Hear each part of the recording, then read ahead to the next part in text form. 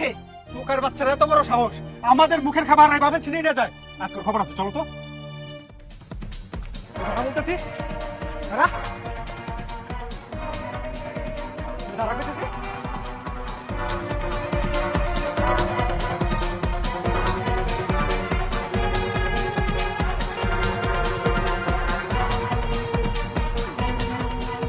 ওই টোকের বাচ্চা, হ্যাঁ তোর এত বড় সাহস তুই আমাদের মুখের খাবার এইভাবে ছিনিয়ে নিয়ে আসোস? হ্যাঁ জানোস না আমি কে? চিনোস না আমাকে? আমি চেয়ারম্যানের পোলা। তোর এত বড় সাহস কই থেকে এলো? হ্যাঁ দাও, বেশি করে দাও। ওর এত বড় সাহস তো আমাদের সামনে থেকে খাবার কিনে নিয়ে এসেছে। মানলাম যে ওর ক্ষুধা লেগেছে তাই ও আমাদের মুখের সামনে থেকে খাবারটা নিয়ে এসেছে, কিন্তু ও খাবারটা না খেয়ে এভাবে নষ্ট কেন করলো? ওকে আরো বেশি করে মার দাও। নষ্ট কেন করলো এখনো তুমি বুঝো না? কুত্তার পেটে কি আর ঘি হজম হয়? বড় লোকের খাবার খাওয়াতে এরা সহ্য করতে পারে না। ওর আরো বেশি করে দাও। এ ভাই, এই একটা বাপের বয়সী মানুষের গায়ে আপনারা এভাবে হাত তুলতেছেন, লজ্জা করে না আপনাদের? আপনি যেটা জানেন না সেটা নিয়ে কেন কথা বলতেছেন? আপনি জানেন উনি কি করেছে? আমরা খাবার খাচ্ছিলাম, উনি কি করেছে? আমাদের মুখের খাবার ছিনিয়ে এনে যে এইখানে নষ্ট করেছে। ভালো করে তাকায় দেখেন, উনি নিজে খেলেও মানতে পারতাম, সেটা তো করে নাই। উনি খাবারগুলো নষ্ট করছে। এখন আপনি বলেন ওনাকে কি মারবো নাকি আদর করবো? আপনি একটা বয়স্ক মানুষ হয়ে এমন একটা অন্যায় কাজ করতে পারলেন? আরে ওনারা তো ঠিক কাজই করছে।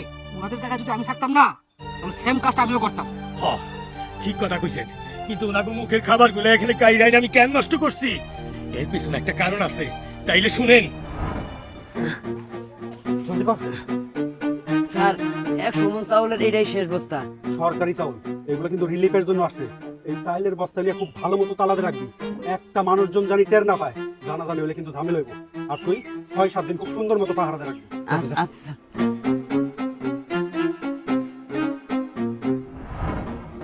এখন আপনিই কোন ওনাকে এই সামান্য খাবার গুলাই আমি নষ্ট করছি, তার কারণে ওনারা আমার আঘাত করছে। উনি যে গরিব মানুষের 100 মণ রিলিফের চাল সরাইয়া ফেলাইছে, এতে করে গরিব মানুষের হক নষ্ট হয়েছে। এতে তার কি শাস্তি হওয়া উচিত আপনি কোন? নাইম, তুমি এরকম একটা নোংরা কাজ কিভাবে করতে পারলে? গরিব দুঃখী মানুষের সামান্য কিছু চাউলের লোভ তোমরা সামলাতে পারোনি? আর তোমার মতো একটা ছোট মনের মানুষকে কিনা আমি ভালোবেসেছি? আমার তো ভাবতেও অবাক লাগছে। আর এই টোকাই কাকা যদি আজকে এই ধরনের কাজ না করতো, তাহলে তো আমি তোমার আসল মুখোশ দেখতেই পারতাম না।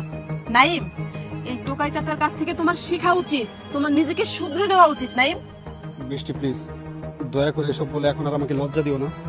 চাচা, আমি সত্যি এখন আমার ভুলটা বুঝতে পেরেছি।